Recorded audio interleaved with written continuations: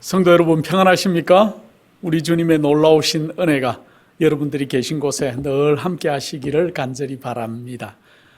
계절이 참 아름다운 계절이 찾아왔습니다. 이제 만물이 소생하고 꽃들이 피고 참 아름다운 계절입니다.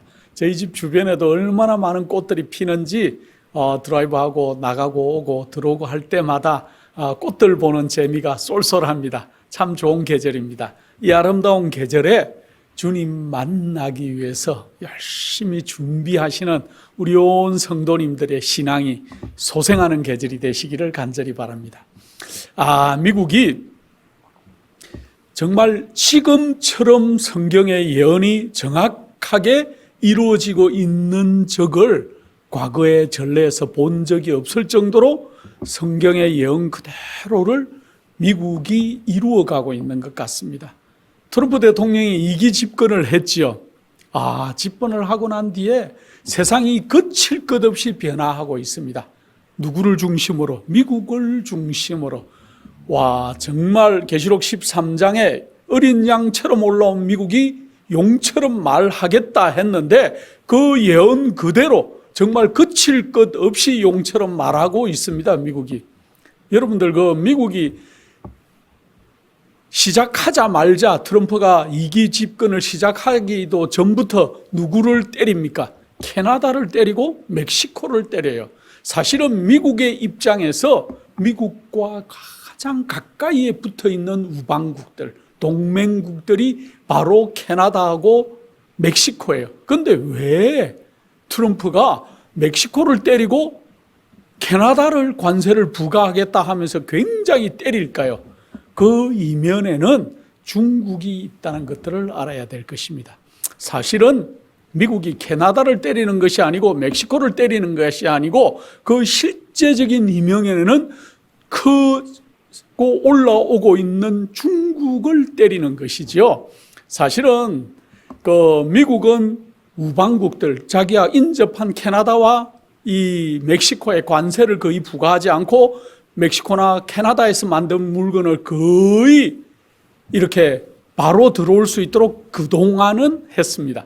그런데 중국이 그것을 악이용해서 캐나다와 멕시코에 그들의 대부분에 수출할 수 있는 공장들을 캐나다나 멕시코로 수백의 기업들을 옮겨놔서 미국에 자유롭게 수출할 수 있도록 만들어놨고, 그곳에서 또 트럼프가 지적하듯이 펜타닐 같은 원료 물질, 사실은 이 펜타닐은 의약품에 속하는 원료 물질이에요. 그러나 그것을 조금만 제조하면은 이것이 마약이 되는 것이고, 이 펜타닐이 무서운 이유는 한 번만 이 펜타닐의 맛을 들이면은 끊을 수가 없다는 것이지요. 그래서 이 캐나다와 멕시코에 있는 수많은 중국의 기업들을 이제 제재하고, 드디어 트럼프가 관세를 지금 계속 얘기하는데 온 나라들은 트럼프의 관세를 이렇게 비평하고 잘못됐다, 우리 특별히 대한민국도 이제 걱정을 굉장히 많이 하고 있죠. 그러나 미국의 입장에서 볼 때 미국은 모든 기업들을 이제 어디 와서 기업을 해라? 관세를 맞지 않으려면 미국 본토 땅에 와서 공장을 세우고 미국인들을 고용하고 그곳에서 제조를 하라는 얘기예요. 왜 그렇게 하는가? 코비드-19 그때 저희도 그때 실질적으로 겪었지만은 미국의 모든 그동안 미국은 너무 부강했기 때문에 제조업들을 다 하청을 중국이나 다른 나라들, 방글라데시, 인도네시아, 멕시코 할 것 없이 인력이 싼 그러한 나라들에 다 제조업들을 보내서 그곳에서 생산한 것들을 미국으로 다시 가지고 오는 그러한 방식으로 미국이 제조업을 유지하고 있었습니다. 그런데 실제로 코비드-19이 되고 코로나가 세상에 팬데믹이 유행할 때 미국에는 휴지가 없어서 이 큰 미국이 휴지를 생산하지 않아서 휴지도 이제 거의 배급하듯이 살 수밖에 없었고, 수많은 생필품들을 이제 그때 곤란을 겪는 일들이 있었습니다. 그 이후에 미국이 생각이 달라졌어요. 이제 모든 제조업들은 어디 와서 해라?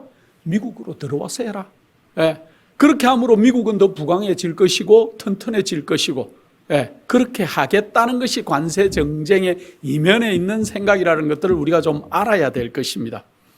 미국이 이렇게 중국을 압박하기 위해서, 그동안 중국은 거의 매년 10%, 11% 경제 성장을 하고 있었고, 미국은 겨우 2% 내지 3%의 경제 성장을 하고 있었기 때문에 수년 내 중국이 미국을 앞지를 것이라고 예상했지만은 성경은 그렇게 예언하지 않지요. 미국이 정말 강력한 힘으로 용처럼 말하기 위해서는 미국이 초강대국으로서의 위치를 계속 선점하고 있어야 되는 것이 예언의 정확한 해석인 것이죠. 그로부터 중국을 압박을 하기 시작하고 중국은 이제 6%의 경제 성장의 벽이 무너졌고 드디어 이제 거의 중국은 중국 스스로 무너지는 형태에 이제 이르게 되는 요즘 놀라운 일들, 앞으로 중국은 더 이제 힘들어질 것이라는 경제적인 관측을 많은 경제학자나 정치학자들이 얘기하고 있죠. 미국은 일만 하는 것이 아닙니다. 그죠? 그린란드를 가지고 오겠다, 파나마 운하를 가지고 오겠다 했는데 파나마 운하는 말한 그대로 미국이 이제 다시 미국 회사가 파나마 운영권을 계약하게 되었습니다. 그래서 중국이 관리하던 파나마 운항권이 파나마가 캔슬하고 미국으로 계약한 사건이 벌써 이루어졌어요. 아이슬란드, 그린란드는 또 어떻게 될지, 그린란드가 어떻게 될지 우리는 지금 초미의 관심으로 두고 볼 일입니다. 앞으로 그린란드에 이제 자치 투표가 이루어지고 나면 어떻게 변할지 우리가 지금도 지켜봐야 될 것이지. 러시아나 우크라이나 전쟁도 마찬가지입니다. 젤렌스키가 미국 백악관에 와서 굉장히 어려움을 당하고 가는 모습을 보셨지요. 와, 이제까지 외교에 이렇게 상대방의 나라의 대통령을 데리고 와서 그렇게 모욕을 주고 그렇게 쫓아내는 경우를 거의 본 적이 없었습니다. 그리고는 모든 미국의 군사 원조를 하루아침에 끌었어요. 이제 더 이상은 도와주지 않겠다. 휴전에 사인하지 않으면은. 그러니까 며칠 지나지 않아서 젤렌스키가 무릎을 꿇는 모습을 우리는 봤습니다. 이제 푸틴을 압박하고 있죠. 이제 곧 휴전의 소식들이 들려올 것입니다. 그리고 전쟁의 종식이 이루어질 것 같습니다. 미국이 거칠 것이 없습니다. 어느 세대도 이렇게까지 하지 않았습니다. 유럽을 향해서도 얼마나 큰 소리로 외치는지 모르겠습니다. 유럽이 방위비를 올리지 않으면은 더 이상 이제 원래 2%를 올려라 그랬는데 거의 2%를 올리지 않았죠. 1점 몇 프로씩 정도밖에 분담하지 않았는데 이제는 2%가 아니고 5%를 올려야 될 지경에 이르렀습니다. 왜? 미국이 나토를 탈퇴하겠다. 너무너무. 그래서 유럽의 어느 지도자는 미국의 그 트럼프 대통령을 하여서 전제군주와 같다고 얘기했습니다. 정말로 성경의 예언은 이제 앞으로 미국이 전제군주와 같이, 절대군주와 같이 할 것이라고 얘기했는데 그대로 지금 하고 있는 모습을 우리는 볼 수 있습니다. 여러분들 후티 반군을 미국이 폭격하는 영상을 한번 보셨습니까? 미국의 많은 영상들이 후티 반군을 이제 미사일로 때리는 영상들을 보여줍니다. 그럴 때 후티 반군이 다시 반격하려고 할 때 미국의 백악관의 대변인, 그 젊은 대변인이 나와서 뭐라고 얘기했습니까? 후티 반군이 총알 하나를 쌀 때마다 그 모든 총알은 이란이 배후에 조종하는 것으로 알고 이란을 때리겠다고 얘기했습니다. 무서운 얘기입니다. 후티 반군이 총알을 하나 쌀 때마다 그 모든 것들은 이란이 지원하는 것으로 여기고 이란을 공격하겠다고 했습니다. 중동의 질서가 다시 재편되는 모습. 사우디아라비아가 그동안 이제 중국과 손을 밀접하게 잡으려고 하는 많은 시도들이 있었습니다. 그런데 그 모든 것들도 트럼프가 돌려놓는 모습들을 우리는 보고 있습니다. 전 세계에 영향력을 미치지 않는 곳이 없습니다. 미국의 국내에도 지난주에 교육부를 해체하겠다. 이런 대통령이 없었습니다. 미국의 공교육, 교육이 잘못됐다. 너무 교육의 질이 낮아졌다고 얘기하면서 교육부가 좌파들이 운영을 하면서 교육의 질이 너무 나빠졌으니까 교육부를 아예 해체하겠다는 행정명령에 사인을 하는 트럼프의 모습도 우리는 보고 있습니다. 어쨌든 트럼프가 하는 모든 일들은 일반 대통령으로서는 설명이 안 되는 일들을 지금 하고 있어요. 그런데 이 모든 설명은 어디에 가면 설명이 되어 있어요? 계시록 13장에 가면은 이 예언들이 성취시키는 미국의 모든 문제들이 문자 그대로 해석이 된다는 것이죠. 지금은 미국이 정말 성경의 예언을 그대로 성취시키는 현장에 우리가 그대로 앉아 있다는 거예요. 그러니까 우리는 예언의 눈을 뜨시고 예언의 눈으로 모든 것들을 바라보는 놀라운 마지막 백성들이 되어야 될 것입니다. 세상에는 원칙들이 있어요. 어떤 것들은 꼭 그대로 되어야만 되는 원칙이 있습니다. 어떤 게 그렇습니까? 천연법칙이 그렇습니다. 또 십계명도 그렇습니다.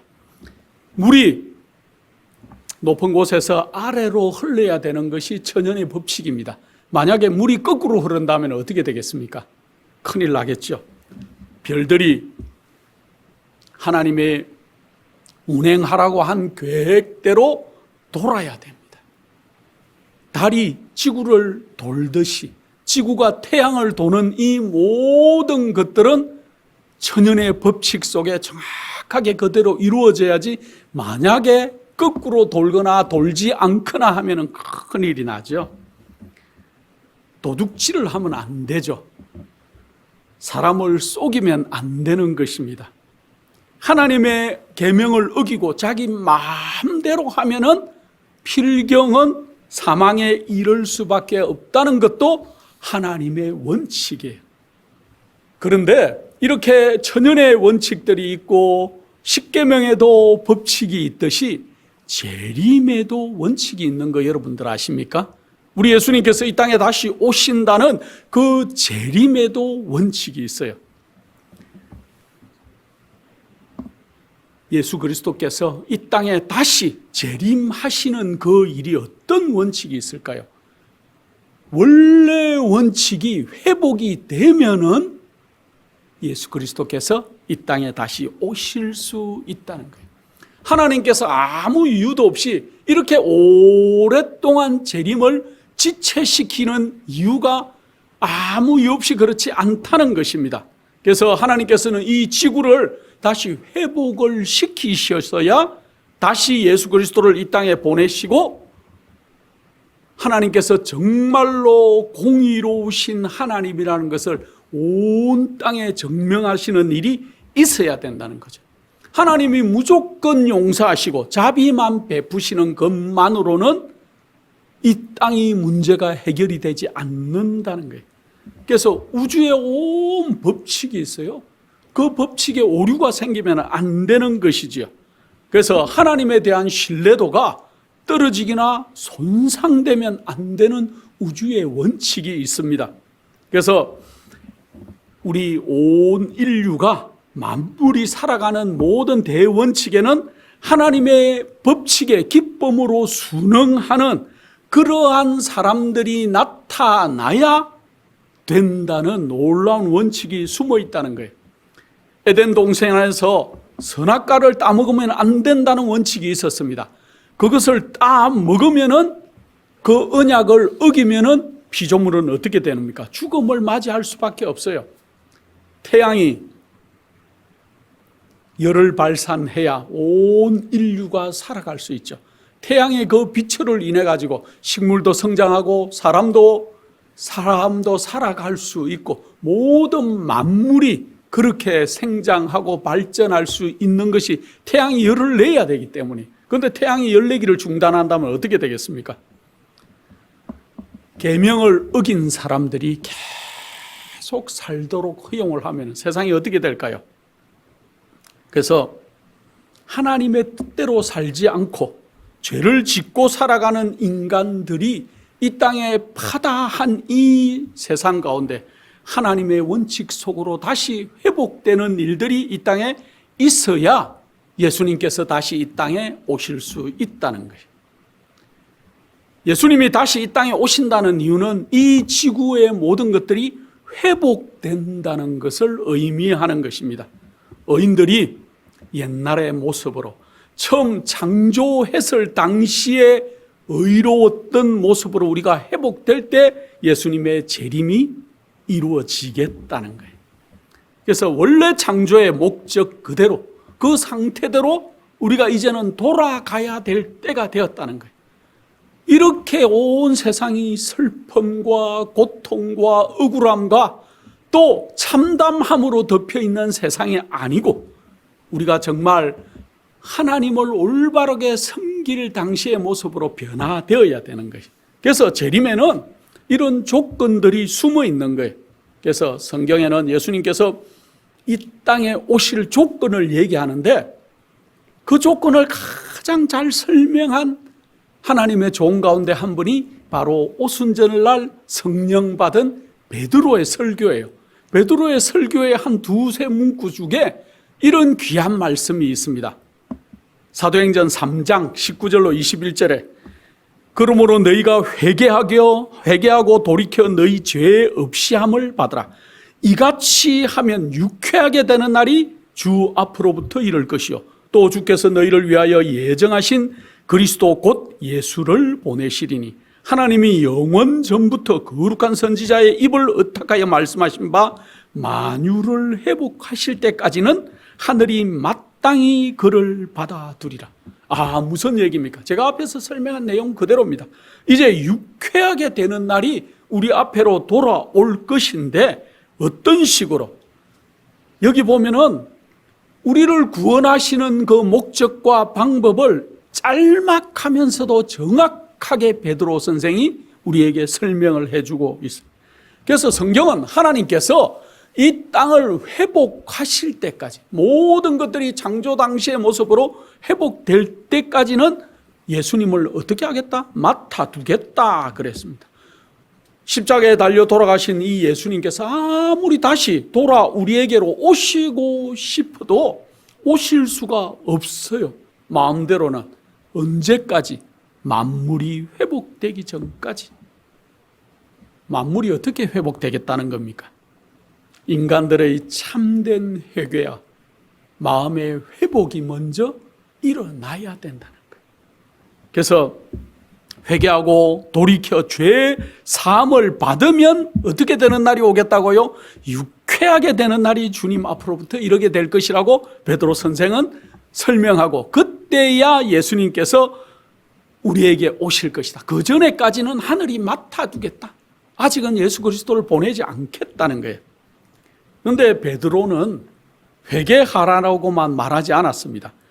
회개하고 돌이켜 어떻게 함까지 받으라? 죄 사함을 받으라고 그렇게 얘기하고 있습니다. 회개는 자기가 지은 죄를 진정으로 슬퍼하는 마음을 가지고 자복하고 버리는 일을 포함하고 있어요. 그때 거기서 더 돌이켜야 돼요. 돌이켜서 다시는 그 죄를 보고 싶지 않은 마음을 가지고 있는 것까지가 회개의 참된 의미가 될 것입니다. 그래서 죄로부터 돌아서서 거룩한 길로 행해 가는 그러한 모든 과정들을 회개라고 얘기하는데 이것뿐만 아니고 죄 사함까지 받으라는 거예요. 그래서 우리가 정말 회개하는 것은 우리가 마음이 변하고 생활이 변하고 돌아서는 것들, 실제적인 모습이 우리 회개 속에 들어있다는 거예요. 간혹 어떤 사람들이 텔레비전을 보거나 드라마를 보거나 그렇게 할 때 감정을 이렇게 소비하고 눈물을 흘리고 하는 일들을 볼 수도 있습니다. 슬픈 장면을 보고 또 감동적인 장면을 보고. 그러나 그런 것들을 통해서 물론 감동을 받고 슬퍼하는 감정은 느낄지 모르지만은 그의 생활이 변하지는 않죠. 그런데 예수님의 십자가 앞에서 우리가 자기의 죄를 깨닫고 회개하는 사람들은 그들의 마음과 생애가 변화하는 모습을 우리는 실질적으로 볼 수 있습니다. 그래서 베드로는 돌이킨 후에 죄 없이 함을 받으라고 우리에게 설명하고 있어요.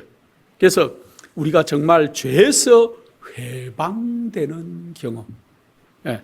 현재 생활에서 죄의 세력이 우리를 주장하거나 우리를 지배하는 노예 상태에서 우리가 벗어나자는 거예요. 여러분은 그런 경험을 해보신 적이 있습니까? 내가 옛날에는 정말 회개할 거리도 없이 살았는데, 아니면은 깨닫고 난 다음에는 회개를 하고 이전의 생활이 정말 하기 싫고 보기 싫고 이제 내가 되돌이켜 주님만 바라보는 생활을 여러분들이 하고 계신지 모르겠습니다. 우리 힘으로 되지 않죠. 성령의 능력으로 우리가 우리의 죄를 이기는 능력, 이것을 성경은 성화의 생애라고 얘기합니다. 성경적으로 얘기하면 거룩함을 가지고 살아간다는 얘기죠. 그래서 이 경험을 계속 하다 보면은 결국은 우리가 우리의 죄를 도말받는 경험을 앞으로 하게 될 것이다. 더 이상은 하나님의 계명과 뜻을 어기는 죄악에 빠지는 일을 반복하지 않게 된다는 거예요. 그래서 우리가 하나님이 그렇게 되면은 이 사람은 내 백성이다 하고 인침을 딱 한다는 거죠. 그 인침의 경험을 하는 것이 우리의 품성이 이제는 변하지 않고 과거의 습관으로 돌아가지 않고 그대로 고정된다는, 그렇게 될 때 드디어 우리는 유쾌하게 되는 경험을 하게 된다는 이야기입니다. 그래서 성경은 유쾌하게 되는, 한국 단어에 유쾌하다, 이 단어도 참 좋은 단어입니다. 그런데 영어로는 이 유쾌하다 이 말을 리프레싱이라고 얘기해요. 정말로 우리가 신선하게 다시 돌아가는 거죠. 예. 여러분들, 성경에 과거에는 정말 잘못된 생활을 하다가 예수 그리스도를 만나고 하나님을 올바르게 깨닫고 난 다음에 되돌이킨 인물들이 있을까요? 혹시 지금 누가 생각나십니까? 어떤 분들은 바울이 생각날 것입니다. 사울이었던 그 바울이, 사울일 때 그 생활이 완전히 예수 그리스도를 만나고 나온 다음에는 360도, 180도가 아니죠. 그냥 360도 완전히 확 달라져서 그가 완전히 다른 사람으로, 하나님의 복음의 일꾼으로, 그가 예전에 가지고 있던 그 남을 비판하고 잘못된 관념으로 그리스도인들을 핍박하던 생활에서 이제는 누굽니까? 그 모든 자기의 달란트를 예수 그리스도를 소개하는 일에 일생을 바치다가 하나님 앞에 순교하는 우리 바울, 사도 바울. 또 누구 생각나십니까? 저는 삭개오도 생각이 납니다. 세리장으로, 세리로서 막 머니 콜렉트, 막 돈을 몇 배나 더 걷어들여서 착복하고 부자였던 삭개오가 예수 그리스도를 만나고 난 다음에 그가 착복한 것의 4배까지도 내가 이제 물어주겠습니다 하고 인생이 바뀌어요. 여러분들, 하늘에 가면은 우리가 삭개오를 만날 것이고 사도 바울을 만나게 될 것입니다. 저는 오늘 누구를 좀 소개하고 싶은가 하면은 구약의 유다 지파의 유다, 야곱의 12아들 가운데 넷째 아들이었던 유다를 잠깐 소개할까 합니다. 유다는 어떤 사람이었습니까? 레아가 낳은 아들 중에 하나예요. 야곱은 부인이 4명이죠. 레아가 있었고 2 여종이 있었고 라헬이 있었는데 레아와 라헬은 형제죠. 자매죠. 친자매. 자, 그런데 그 레아가 6명의 아들을 낳아요. 2 여종이 4명의 아들을 낳아요. 10명의 다른 배다른 형제와 라헬이 낳은 이 요셉과 베냐민. 그런데 야곱이 잘못했죠. 너무 라헬을 사랑한 나머지 베냐민을 너무 총애했습니다. 다른 형제들은 그냥 옷을 입혔는데 요셉에게는 색동 옷을 입혔다는 거죠. 왕족들이, 귀족들이 입는 옷들을 입혔어요. 얼마나, 그것만 해도 얼마나 막 그 형제들이 마음속에 분노가 일어나겠습니까? 그리고 레아의 자식들은 특히 자기 어머니를 사랑하지 않는 아버지의 모습. 그런데 라헬을 사랑하는 아버지의 모습을 보면서 자랐기 때문에 요즘의 심리 상태로, 심리학적으로도 봐도 참 가정에 문제가 많은 가정이었을 것입니다. 그런데 창세기 37장 정도 되면은 유다가 드디어 등장을 해요. 어떤 사건에서 등장합니까? 유다가 요셉을 구덩이에 형제들이 빠뜨려 놨다가 죽이려고 하죠. 그럴 때 유다가 중재를 하죠. 이 요셉도 우리의 형제니 우리가 죽이지 말고 이성적으로 발달한 유다, 차라리 얘를 죽여서 피 흘리지 말고 팔자. 저 애국으로 가는 상인들에게 팔아서 우리가 형제를 죽이는 일에서도 면하고, 또 이제 요셉이 저 멀리 애국으로 팔려가고 나면 절대로 살아서는 만날 수 없는 고대 그 지방의 특성상 이제 먼 나라로 팔아버리자. 그때 유다가 등장합니다. 그리고 등장을 이제 44장 정도 가면은 이제 유다가 본격적으로 요셉을 다시 만나는 장면에서 자주 등장을 하죠. 그런데 이상하게 성경은 유다가 37장에 등장하고 44장 정도에 등장하기 전에 38장 정도에 유다에게 이상한 사건을 요셉 얘기를 하다가 유다를 거기에 등장을 시킵니다. 어떤 사건을 가지고? 자기의 며느리 다말 사건을 가지고 유다를 다시 등장을 시켜요. 유다에게는 아들이 3명이 있었습니다. 아들이 3명이 있었는데 첫째 아들이 그 이방 여인 다말과 결혼을 시켰습니다. 그런데 이 다말은 하나님을 이해하던 여인이었고, 그가 자기 시댁에 그러한 하나님을 믿는 풍속에 완전히 동화되어서 하나님을 잘 섬기기로 아마 결심한 며느리 같습니다. 어쨌든 이 다말이 첫째 아들과 결혼을 했는데 첫째 아들이 너무 방탕해가지고 하나님이 그를 잠재우십니다. 자, 그런데 문제는 그때 당시의 풍속에는 형수치사제라고 우리가 옛날에 역사학에서 배웠습니다. 그런데 계대결혼이라고 많은 신학학자들은 그렇게 얘기합니다. 이 아들이, 첫째 아들이 죽고 나면은 그때 당시의 법칙은 둘째 아들이 그 형수와 다시 관계를 맺어서 첫 번째 자식을 낳으면은 그 첫 번째 자식이 첫째 형의 그러한 전통을 이어가는 그러한 그 문화가 있었습니다. 그래서 할 수 없이 둘째 아들이 다말과 이제 다시 관계를 가지는데 둘째 아들의 마음속에 불경한 마음이 들어갔습니다. 아, 나의 씨가 형의 씨가 되는 것을 그는 거부하고 싶었습니다. 그래서 자기의 형수와 관계를 가질 때 그가 땅의 씨를 버렸다. 성경은 그렇게 표현하고 있습니다. 근데 우린 다 성인들이기 때문에 관계를 가질 때 그가 땅에다가 버렸다. 사정을 바깥에서 한 거죠. 아, 이렇게 되니까 하나님이 그를 불경하게 여기시고 두 번째 아들도 죽이셨습니다. 아, 이제 두 번째 아들까지 죽었는데 씨가 없어요. 아직 다말 속에는.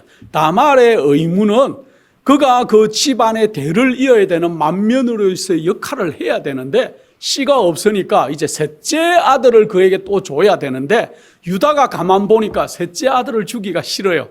그리고 핑계를 대죠. 셋째 아들이 아직 어리니까 나중에 크면은 내가 그렇게 이행을 하겠다. 너는 잠시 어디 가 있어라? 친정으로 가 있으라 하고 자기 며느리를 친정으로 보내고 수년을 잊어버립니다. 자, 그런데 그 셋째 아들이 장성했지만은 셋째 아들을 다말에게 주지 않으니까 어느 날 이제 다말이 생각하기에 나는 내가 이루어야 될 집안의 의무를 해야 되는데 할 수 없으니까 이것은 우리가 현대사회에서는 이해할 수 없는 문화예요. 그러나 성경을 자세히 연구하면은 기업 물을 자라는 얘기를 여러분들 들어보셨습니까?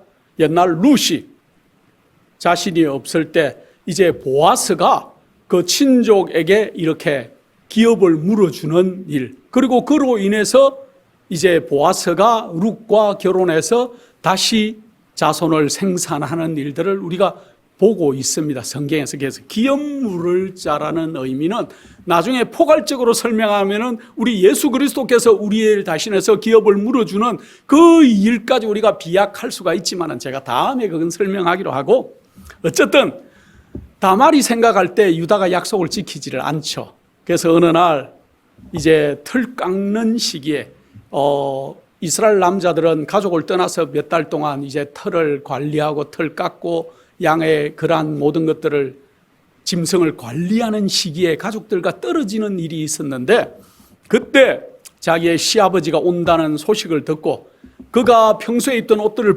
벗어버리고 장녀의 옷으로 갈아입고 완전 모르게 치장하고 예쁘게 치장했겠죠.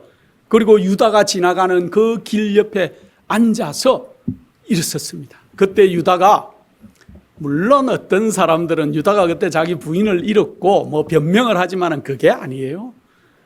유다가 지나가다가 다말에게 들어가기를 원했는데, 다말과 관계하기를 원했는데 이제 나중에 짐승을 주겠다.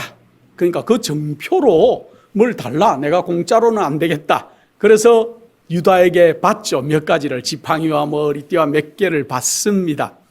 한 3가지를 받고 그들이 관계를 하고, 참 이상한 얘기가 성경에는 많지만은 이것은 구원의 관점에서 여러분들이 들으셔야 돼요. 현대에 관한 관점이 아니고. 자, 그렇게 하고 난 다음에 한 3개월이 지났는데 유다의 그 귀에 무슨 소리가 들립니까?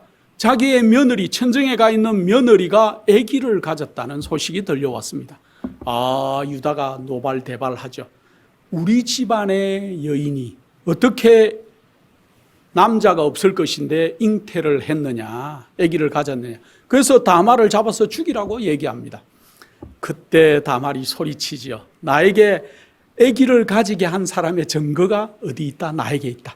그래서 그 증거를 내놓은 것이 3가지 정도, 지팡이와 뭐 이렇게 내놓는데 그걸 자세히 보니 누구 것입니까? 유다 자신의 것입니다. 그때 유다가 고백하죠. 다말이 나보다 옳은 사람이었다. 하나님 앞에 그가 무릎을 꿇습니다. 다말은 정말 옳은 사람이었고 내가 잘못되었다고 그가 시인합니다. 그러면서 그가 하나님 앞에서 완전하게 회개했을 것입니다. 왜? 그 이유가 뭡니까? 다시는 다말을 상종하지 않았어요. 그가. 네, 성경에 그렇게 나오죠. 자, 그런데 나중에 재밌는 얘기는 이 다말이 나중에 아들을 2이 낳습니다. 쌍둥이를 낳아요. 그 쌍둥이 첫째가 누가 됩니까? 예수님의 조상이 되는 거예요. 성경에는 그 예수님의 이방 여인이 4명이나 예수님의 그 계보 속에 들어와요. 룻이 그래요. 보아스와 함께 했던 룻, 라합, 기생 라합. 그 다음에 또 한 여인, 헷 족속 우리아의 아내 바세바가 그러한 또 예수님의 가게, 조상 속에 들어오는 놀라운 일을 보는데 우리가 이 일들은 하늘에 가서 좀 차차 보기로 하고, 어쨌든 유다는 이 일을 통해서 그가 많은 심경의 변화와 하나님을 개인적으로 만나고 자복하는 경험을 했을 것입니다. 그 일이 어디에 나타납니까? 44장 정도 가면은 요셉을 다시 만나는 사건에, 첫 번째 이제 양식을 구하러 형제들이 다 애굽으로 내려갔다가 1차로 올라오죠. 그러고 난 뒤에 요셉이 뭐라 그럽니까? 그대들에게 형제는 더 이상 없느냐? 아, 저에게 막내가 있습니다. 그럼 다음에 올 때는 그 막내를 좀 데리고 와라. 그럼 내가 양식을 더 많이 주겠다. 어쨌든 그렇게 하고, 자기 아버지 야곱이 절대로 요셉의 사건이 있었기 때문에 베냐민은 다시는 자기의 눈앞에서 보내지 않으려고 하는데, 그때 유다가 자기 아버지를 설득하고 그렇게 해서 베냐민을 데리고 왔는데, 문제는 요셉이 베냐민의 자루에 뭘 넣습니까? 잔을 넣어서, 금잔을 넣어서 그를 도둑으로 몰고 드디어 이제 베냐민을 보내지 않겠다, 잡아서 내 종으로 삼겠다고 하니까 그때 유다가 대변하는 얘기들이 창세기에 나와요. 얼마나 절절하게 설득을 하는지. 결국은 뭐라고 설득합니까? 이 베냐민을 보내지 않으면 우리 아버지가 죽습니다. 그는 마음속에 늘 아버지에 대한 원망으로 가득 찬 사람이었는데 드디어 아버지가 돌아가실까 봐 염려하는 유다로 바뀌고, 또 더 문제는 요셉을 팔아버리기까지 했던 이 유다가 베냐민을 위해서 이 막내를 보내면은 제가 대신 잡혀서 종으로 종살이를 하겠습니다 하고 얘기하죠. 아, 그 설득 속에 요셉이 눈물을 흘리고 커밍아웃을 하죠. 형님들, 사실은 제가 요셉입니다. 이 감동적인 얘기는 우리가 눈물 빼고는 들을 수가 없죠. 유다의 극적인 회개가, 하나님을 만나고 변화된 유다의 모습이 결국은 베냐민도 살리고 아버지도 살리고 그 형제들 원수같이 팔아버리고 죽여버리고자 했던 그 형제들도 화합시키는 모습. 그 모습의 끝이 어디에 나옵니까? 창세기 마지막 점에 야곱이 죽을 때 유언을 하죠. 그런데 왜 이스라엘에 12아들이 있었는데 유다가 이스라엘을 대표하는 지파가 되었을까요? 유다는 4번째 아들이었죠. 첫 번째 아들 르우벤, 그는 아버지의 여인을 탐하다가 그는 장자권에서 완전히 하나님 앞에서 나갔죠. 두 번째 아들, 셋째 아들도 자기의 여동생 때문에 문제가 일어나서 그들이 제거됐지만은 표면적으로는 사실은 이 유다의 회개와 하나님 앞에 굴복한 모습으로 야곱은 마지막 죽을 때 유언을 남길 때 어떻게 합니까? 이 유다는 형제들의 찬송이 되겠다 그랬습니다. 그리고는 또 임금의 위가, 왕의 위가 이 유다 속에 있을 것이다. 그래서 유언으로 이제 유다는 이스라엘을 대표하는 지파로, 결국은 그 씨에서 누가 나옵니까? 다윗이 나오고 그 다윗의 그 후손 속에서 예수 그리스도가 이 땅에 탄생하는 놀라운 지파를 이루게 되는 유다. 한 인간의 변화가 하나님을 올바르게 만나고 회개하고 돌아섰을 때 어떻게 되는지를 우리는 이 유다를 통해서도 알 수 있는데, 하늘에 가면은 유다에게 좀 더 자세한 것을 질문하고 얘기할 때, 여러분, 하늘은 심심한 곳이 아니에요. 하늘은 너무 재밌는 곳이 될 것입니다. 수시간이 흐를 동안 우리는 유다도 만날 것이고 삭개오도 만날 것이고 바울도 만나서 얘기들을 계속 듣고 신앙 간증할 때 여러분들의 간증도 그 자리에서 그들에게 나는 예수님을 만나고 이렇게 변화되었습니다 하고 간증에 참여하는 여러분과 제가 되면 얼마나 좋겠습니까? 그날이 곧 올 것입니다. 오순절날 준비된 120명의 사람들에게 특별한 성령의 인침이 있었지요. 그래서 그들에게 천국 복음을 온 세상에 전파할 능력을 주신 그 경험이 바로 오늘날 우리에게 오는 유쾌하게 되는 경험을 표상하는 거예요. 구약의 많은 사람들, 바울, 또 삭개오, 유다 뿐만 아니고 수많은 사람들이 주님을 만나고 하나님을 올바르게 이해하고 난 다음에 유쾌하게 되었는데, 마지막 오순절날 성령 받은 120명의 그 사람들이 성령 받고 난 뒤에 하는 생활들이 사도행전에 많이 나오죠. 오늘날 우리는 온 세상에 천국 복음을 최종적으로 전파하고 끝내야 하는 사명을 가진 마지막 백성들이라는 거예요. 지금 우리는 복음의 추수 때에 살고 있어요. 오순절날 이른비 성령처럼 내린 성령의 능력보다 갑절의 능력으로, 이제 오늘날 우리는 갑절의 능력을 가지고 옛날 엘리야의 능력을 갑절이라고 했던 엘리사 같은 심령으로 우리가 마지막 늦은비 성령을 받고 이제 나가서 마지막 추수에 참여할 놀라운 역사를 우리는 지금 해야 될 때에 있습니다. 그 조건이 뭐라고요? 우리가 유쾌하게 되는 날. 유쾌하게 되기 위해서는 어떻게 하라고요? 회개하고 죄 사함을 받으라고 베드로 선생은 얘기하고 있습니다. 그래서 이렇게 될 날, 유쾌하게 되는 경험, 올바른 회개와 올바른 성화와 죄 도말의 경험을 하게 될 마지막 그리스도인들에게, 이 그리스도인들이 이렇게 준비가 딱 되면은 어떻게 하겠다고요? 예수님께서 이 땅에 다시 오시겠다는 것이 만물의 회복이에요. 그래서 지금은 로마서 8장 19절로 22절, 만물이 하나님의 아들들이 나타나기를 바라고 있는 때 우리가 살고 있다 그랬습니다. 여기 정확하게 이렇게 기록합니다. 피조물들의 고대하는 바는 하나님의 아들들에 나타나는 것이니 피조물이 허무한 데 굴복하는 것은 자기 뜻이 아니요 오직 굴복해 하시는 이로 말미암음이라. 그 바라는 것은 피조물도 썩어짐의 종노릇한 데서 해방되어 하나님의 자녀들의 영광의 자유에 이르는 것이니라. 피조물이 다 이제까지 함께 단식하며 함께 고통하는 것을 우리가 아나니 그랬습니다. 우리가 이제는 회복될 날 앞에 서 있다는 거예요. 우리 예수님의 다시 오심은 하나님에 대한 모든 오해가 이제는 풀리고 우리 주님의 성품과 공의로우심이 온 우주에 증거된 후에 이 땅에 주님께서 오시겠다는 거예요. 이것은 이 지구에 타락한 인류들이 구속 사업의 모든 회복에 참여하는 일들이 있을 때 그렇게 된다 그래요. 죄인들의 참된 회개와 죄를 버리는 경험들을 통해서 하나님의 창조의 목적과 계획이 드러나는 거죠. 이렇게 하면은 온 우주의 거민들과 천사들도 우리를 지켜보고 있다가 하나님 정부의 정말 공정하심과 의로우심과 또 사랑과 자비로우심을 이해하게 된다. 온 하늘은 두려움으로 지금 우리를 쳐다보고 있다 그랬어요. 죄를 지었던 인간들이 다시 하늘로 올라온다면 예전에 하늘에서 반역이 있었던 그 사건처럼 또 하늘에서 그러한 일이 있지 않을까 하고 염려하고 우주의 거민과 천사들이 지켜보고 있을 때 우리가 회개하고 변화되고 옛날 창조 그대의 모습으로 우리가 회복될 때 안심하고 우리가 하늘로 와서 같이 살아도 된다는 것들을 온 하늘이 이해하게 되고 또 우리가 하늘에 올라와서 살아도 된다고 동의하게 될 것이다 그랬습니다.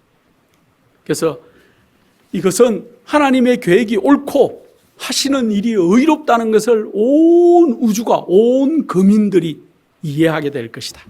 그래서 우리들의 참되고 올바른 회개의 경험을 통해서 늦은 비처럼 임하시는 성령을 우리가 받게 되면은 마지막 추수 사업을 정말 우리의 힘으로 마치게 될 것이고 그렇게 될 때 우리 주님께서 다시 이 땅에 오시겠다는 거예요. 그래서 마지막 한마디로 우리 예수 그리스도의 재림을 위한 준비, 우리가 재림을 위한 준비 조건이 뭘까요? 한마디로 말하면은 진실로 우리가 회개하고 성령의 충만함을 받는 거예요. 회개가 그냥 회개가 아니죠. 회개하고 돌이켜 죄사함을 받으라는 베드로의 말처럼 우리가 그런 회개할 것이 없는 회개를 이제 하는 때가 우리에게 와야 된다니. 온 하늘이 노심초사하며 우리를 지켜보고 있는데 우리는 지금 살고 있습니다. 계시록 13장의 예언이 우리 눈앞에서 문자 그대로 다 이루어지는 때에 살고 있어요. 더 이상 무엇을 기다리겠습니까? 여러분의 상태는 어떻습니까? 유다와 같이 변화되는 삶, 바울과 같이 변화되는 삶을 사시다가 하늘의 정인으로 다 서시는 여러분과 제가 되기를 간절히 바랍니다. 거룩하신 아버지 하나님, 우리 주님께서 정말 이 땅에 속히 오실 것 같습니다. 온 세상이 준비되고 있는 모습들을 우리는 보고 있습니다. 아버지, 우리가 회개하고 돌이켜서 유쾌하게 되는 날에 우리가 참여하는 거룩한 백성으로 우리를 만들어 주시옵소서. 죄와 상관없는 자로 이 땅에 살아가기를 바라며 예수 그리스도의 이름으로 기도드립니다.